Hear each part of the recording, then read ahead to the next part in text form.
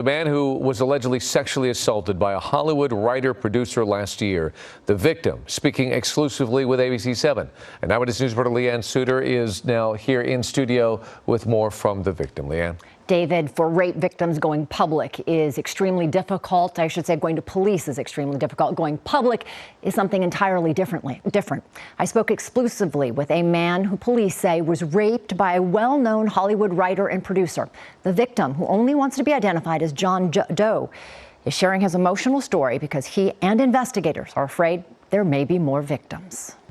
I believe that he drugged one of my drinks, took me to his place, and then, yeah, I can't say the word. I can't say the word. I'm sorry, I can't say it. It is a trauma John Doe, who doesn't want to be identified, will never forget. The criminal complaint against his alleged attacker, Laurence Andries, a well-known Hollywood writer, spells it out in black and white.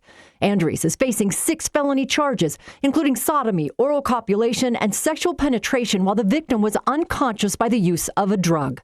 Andries, who has worked on numerous shows, including 6 Feet Under, Blue Bloods, and Supernatural, was John's mentor. The military veteran and aspiring writer says he met Andries at a writer's program. They became friends. That changed in June of 2022 when they went out for drinks. But I always made it very clear, like, I'm heterosexual, man. That's not me, okay? Like, but I never even thought I had to say this. Never going to happen. John says his life as he knew it ended. He went to police immediately, despite knowing he was putting his Hollywood career in jeopardy.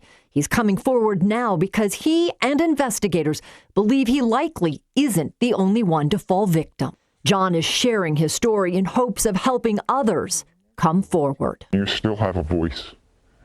He did not take that away from you. You have the power to use your voice to help to ensure that this doesn't happen to anyone else. If you have any information regarding Andries, you are urged to call the LAPD. He is due back in court in April. If convicted on all the charges, he could face up to 12 years behind bars.